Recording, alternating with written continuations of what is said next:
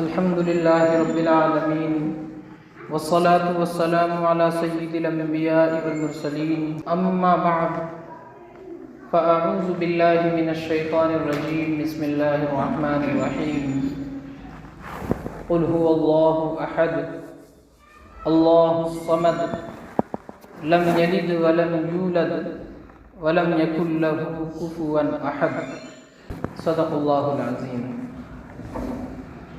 میرے محترم بزرگوں اور عزیز دینی بھائیوں، اللہ تبارک و تعالی نے تمام انسانوں اور جنات کو اپنی عبادت کے لیے پیدا فرمایا۔ وَمَا خَلَقْتُ الْجِنَّ وَالْإِنسَ إِلَّا لِيَعْبُدُونِ۔ اللہ فرما رہے ہیں کہ میں نے جنات اور انسان کو صرف اس لیے پیدا کیا کہ یہ میری عبادت کریں۔ عبادت کس طریقے سے کی جائے گی، کون سا کام کیا جائے گا، کون سا کام نہیں کیا جائے گا، یہ بتانے کے لیے پھر اللہ نے اپنے پاکیزہ اور چنے ہوئے بندوں کو بھیجا، جن کو ہم نبی اور رسول کہتے ہیں۔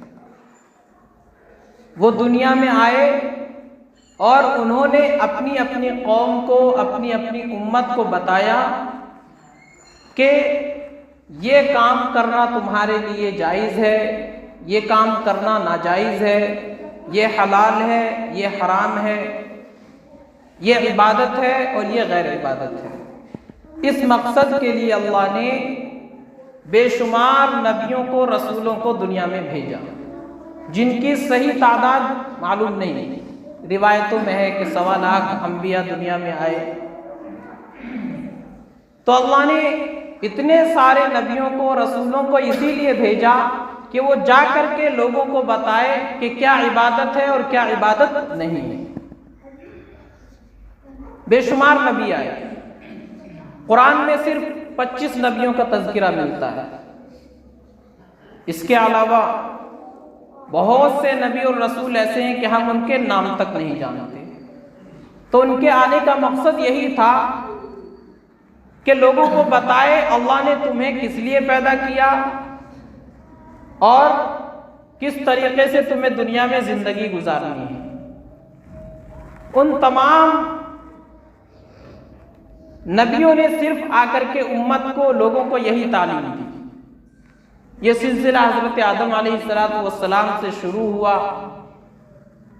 اور ہمارے اور آپ کے آقا جناب محمد رسول اللہ صلی اللہ علیہ وسلم پر ختم ہو گیا۔ آپ آخری نبی ہیں، اب قیامت تک کوئی نیا نبی پیدا نہیں ہوگا۔ آپ کا لایا ہوا دین آخری دین، آپ کی شریعت آخری شریعت، آپ کی کتاب آخری کتاب، اب کوئی نئی کتاب، نیا دین اور نئی شریعت نہیں آئی۔ جن نبیوں کو، رسولوں کو اللہ نے بھیجا، ان کے واقعات اللہ نے پھر قرآن کریم میں بیان فرمائے، کسی کے خوب تفصیل کے ساتھ بیان فرمائے اور کسی کے حالات مختصر بیان فرمائے۔ بیان کرنے کا مقصد کیا ہے؟ عبرۃ لأولی الالباب، عقل مند لوگوں کے لیے اس میں نصیحت ہے، سبق ہے، عبرت ہے۔ پچھلے انبیاء اور ان کی قوموں کے واقعات اللہ نے قرآن میں اس لیے بیان فرمائے تاکہ اس قرآن کو پڑھنے والے ان کے واقعات سے سبق حاصل کریں کہ انہوں نے اللہ اور اللہ کے رسول کی بات مانی تو اللہ نے کس طریقے سے دنیا کی زندگی بھی اچھی کر دی اور آخرت میں بھی ان کو اچھا مقام ملے گا۔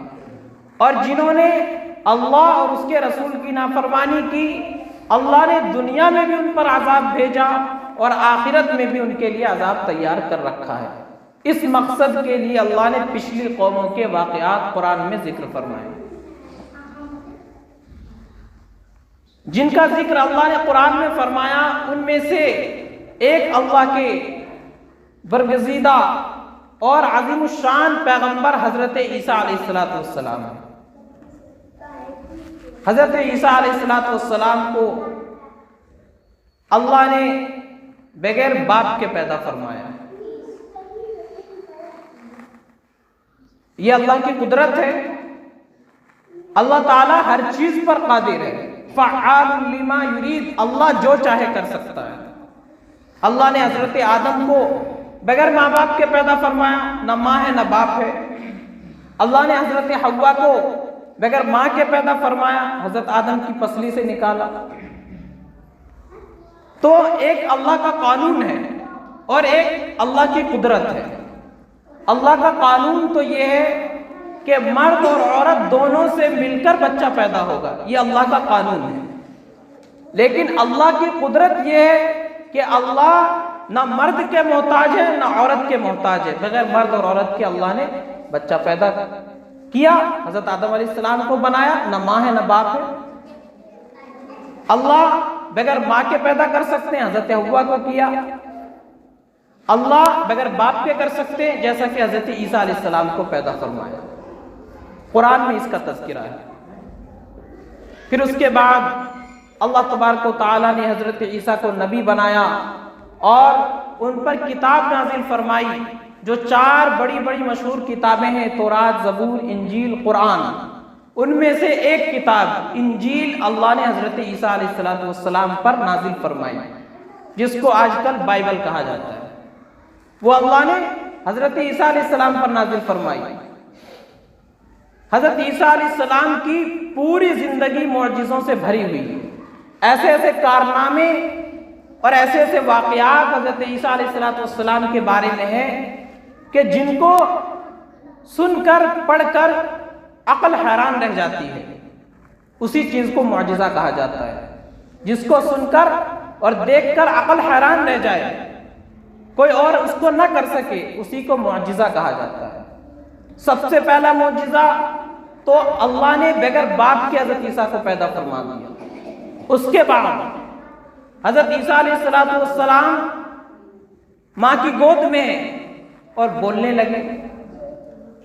جب یہودیوں نے حضرت عیسیٰ علیہ السلام کی والدہ پر الزام لگایا کہ یہ بدکار عورت ہے، اس کی تو شادی نہیں ہوئی تو بچہ کیسے پیدا ہو گیا، جب یہ الزام لگایا تو حضرت عیسیٰ علیہ السلام کو اللہ نے زبان عطا فرمائی. وہ ماں کی گود میں ہے اور وہیں سے بول پڑے، انی عبداللہ آتانی الکتاب وجعلنی نبیا، کہ میں اللہ کا بندہ ہوں، اللہ نے مجھے کتاب عطا فرمائی ہے، اللہ نے مجھے نبی بنایا ہے. تو حضرت عیسیٰ علیہ السلام نے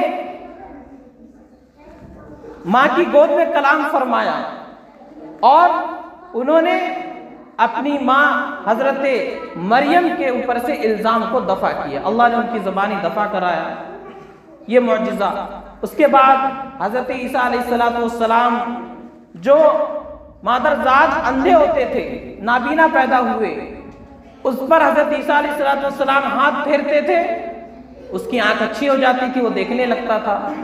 جو کوڑی ہوتا تھا، حضرت عیسیٰ علیہ السلام اس پر ہاتھ پھیرتے تھے، وہ آدمی تندرست ہو جاتا تھا. حضرت عیسیٰ علیہ السلام مٹی کے پرندے بناتے، اللہ کے حکم سے اس میں پھونک مارتے، وہ اڑنے لگتا تھا. یہ سارے معجزات ہیں حضرت عیسیٰ علیہ السلام کے، اور یہ دلیل ہے ان کے نبی ہونے کی.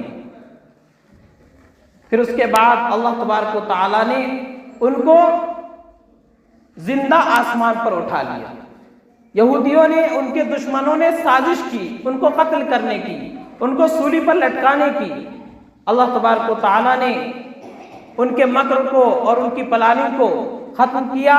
حضرت عیسیٰ علیہ السلام اور اپنے نبی کی آپ نے حفاظت فرمائی. اللہ تعالیٰ نے ان کو زندہ آسمان پر اٹھا لیا. قرآن میں اس کا بھی تذکرہ ہے کہ حضرت عیسیٰ علیہ السلام کو اللہ نے زندہ آسمانوں پر اٹھایا اور قیامت سے پہلے حضرت عیسیٰ علیہ السلام دنیا میں دوبارہ تشریف لائیں گے اور محمد صلی اللہ علیہ وسلم کے ایک امتی ہونے کی حیثیت سے آئیں گے اور حضور کی شریعت کے مطابق دنیا میں عمل کریں گے اور اسلامی احکام، اسلامی تعلیمات کو دنیا میں نافذ کریں گے. یہ ہمارا اور آپ کا عقیدہ ہے، یہ مسلمانوں کا عقیدہ ہے. اگر کوئی اس عقیدے کو نہیں مانتا تو مسلمان نہیں ہو سکتا. کیونکہ اس عقیدے کو نہ ماننا قرآن کی آیتوں کو انکار کرنا ہے۔ قرآن میں اللہ نے فرمایا ہم اگر اس عقیدے کو نہیں مانیں گے تو ہم قرآن کی آیت کا انکار کرنے والے ہیں، اور اگر کوئی آدمی قرآن کے کسی ایک حرف کا بھی انکار کرتا ہے تو وہ آدمی ایمان والا اور مسلمان نہیں ہو سکتا۔ تو یہ ہمارا اور آپ کا عقیدہ ہے کہ اللہ نے حضرت عیسیٰ کو زندہ آسمان پر اٹھا لیا اور قیامت سے پہلے وہ دوبارہ دنیا میں تشریف لائیں گے۔ یہ مختصر سے حالات حضرت عیسیٰ علیہ السلام کے۔ دسمبر کا مہینہ چل رہا ہے، 25 دسمبر کو عیسائی دنیا میں ایک تہوار منایا جاتا ہے کرسمس ڈے کے نام سے۔ ان لوگوں کا ماننا ہے کہ اس دن حضرت عیسیٰ علیہ السلام کی پیدائش ہوئی 25 دسمبر کو، حالانکہ یہ کوئی متعین تاریخ نہیں ہے۔ عیسائیوں کے اندر بہت اختلاف ہے، کوئی کہتا ہے حضرت عیسیٰ کی پیدائش 19 جنوری کو ہوئی، کوئی کہتا ہے 20 مئی کو ہوئی، کوئی کہتا ہے 25 دسمبر کو ہوئی، تو ان کے درمیان خود ہی اختلاف ہے۔ اس دن کو وہ بڑی دھوم دھام سے مناتے ہیں اور اس دن میں خوشیاں مناتے ہیں، نئے نئے کپڑے پہنتے ہیں۔ اس کی شروعات پہلے نہیں تھی، 4 صدی کے قریب میں اس کی شروعات ہوئی، اور اس میں 2 لفظ ہیں۔ ایک کرائسٹ کے معنی ہوتا ہے مسیح، جس کو ہم حضرت عیسیٰ علیہ السلام کہتے ہیں، اور دوسرا لفظ ہے ماس کے معنی اجتماع، اکٹھا ہونا، جمع ہونا۔ ان دونوں لفظوں کو ملا کر مطلب ہوتا ہے حضرت عیسیٰ علیہ السلام کے لیے اکٹھا ہونا، اجتماع کرنا، جمع ہونا۔ جب یہ شروع ہوا تو اس کا مقصد یہ تھا کہ سارے عیسائی لوگ ایک جگہ جمع ہو جائیں اور حضرت عیسیٰ علیہ السلام کی زندگی، ان کے حالات اور ان کی تعلیمات کا مذاکرہ ہو۔ جیسا کہ ہم اور آپ نبی کی سیرت کا مذاکرہ کرتے ہیں، سیرت کے جلسے کراتے ہیں، یہی ان کا بھی مقصد تھا۔ لیکن دھیرے دھیرے اس کے اندر پھر کرسمس ٹری، اور پھر اس کے بعد اس میں شراب نوشی اور ڈانس، نہ جانے پھر کیا کیا اس کے اندر داخل ہو گیا۔ پھر اس کے بعد اس کو عیاشی کے طور پر منایا جانے لگا۔ شروعات ہو رہی تھی نبی کا تذکرہ کریں گے اور جو لوگ بے دین ہیں ان کو دین پر لانے کی کوشش کریں گے، لیکن دھیرے دھیرے اس کے اندر خرابیاں پیدا ہوتی گئی، اور مسلمانوں میں جو عید میلاد النبی منانے کا تصور آیا وہ یہیں سے آیا، عیسائیوں سے ہی آیا۔ انہوں نے حضرت عیسیٰ علیہ السلام کی ولادت کا دن منانا شروع کیا۔ مسلمانوں نے کہا عیسیٰ علیہ السلام تو ہمارے نبی کے امتی بن کر آئیں گے، ہمارا نبی تمام نبیوں کا امام، ہمارا رسول تمام رسولوں کا امام، اور ہمارا نبی تمام نبیوں سے افضل۔ جب عیسائی حضرت عیسیٰ کا دن منا رہے ہیں تو ہم کیوں نہ منائیں گے؟ ہم کیسے ان سے پیچھے رہ جائیں گے؟ ہم ان سے آگے نکلیں گے۔ انہوں نے بھی عید میلاد النبی منانا شروع کر دیا۔ بہرحال وہ موضوع نہیں ہے۔ تو یہ 25 دسمبر کو کرسمس ڈے منایا جاتا ہے، اس لیے حضرت عیسیٰ علیہ السلام کی اس دن پیدائش ہوئی، حالانکہ یہ کوئی حقیقی بات نہیں ہے۔ ان میں بہت اختلاف ہے، بہت سارے لوگ 20 مئی بولتے ہیں، کوئی 19 جنوری کہتا ہے، کوئی 25 دسمبر کہتا ہے، تو یہ متعین ہی نہیں ہے جس کو انہوں نے عید کا دن بنا لیا۔ پھر اس کے بعد اس کے اندر عیاشی، اتنی شراب نوشی اور ڈانس وغیرہ کیا جاتا ہے۔ مذہب کے نام پر شروع ہوا لیکن اس کے اندر عیاشی شروع ہو گئی۔ صرف برطانیہ کا یہ حال ہے کہ کرسمس ڈے میں 7 ارب 30 کروڑ پاؤنڈ کی شراب پی جاتی ہے، صرف کرسمس ڈے کے 7 ارب 30 کروڑ پاؤنڈ کی شراب پی جاتی ہے صرف کرسمس ڈے میں۔ یہ برطانیہ کا حال ہے، اور 2005 کی رپورٹ کے مطابق اس کرسمس ڈے کی وجہ سے لڑائی جھگڑا، اس کے 10 لاکھ واقعات سامنے آئے اس ایک دن میں۔ اور 2002 میں اس کرسمس ڈے کے موقع پر آبرو ریزی کے اور عورتوں کی عزت لوٹنے کے 19,000 کیس درج ہوئے۔ یہ سب اس رات میں ہوتا ہے اور اس دن کے اندر ہوتا ہے، کرسمس ڈے میں۔ تو عیاشیوں کا بازار ہوتا ہے، اور نام ہے اچھا، لیبل اچھا لگا ہوا ہے۔ تو ہمیں اور آپ کو مسلمانوں کو ان سے بچنا چاہیے۔ اول یہ کہ یہ جو کام ہے کرسمس ڈے، یہ ہمارے عقیدے کے خلاف ہے۔ اللہ نے قرآن کریم کی میں نے شروع میں آیت پڑھی، سب کو یاد ہوتی ہے، قل هو اللہ احد۔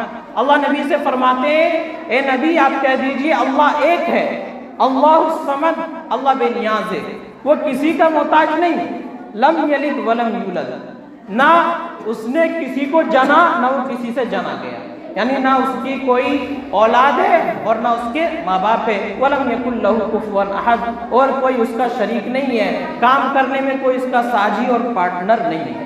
تو ہمارا اور مسلمانوں کا، ایمان والوں کا عقیدہ ہے کہ اللہ ایک ہے، نہ اس کے کوئی ماں باپ ہے، نہ اس کی کوئی اولاد ہے، نہ کوئی بیٹا ہے۔ اور یہ کرسمس ڈے کا تصور یہی ہے کہ اللہ تبارک و تعالیٰ نے حضرت عیسیٰ کو اپنا بیٹا پیدا کیا ہے۔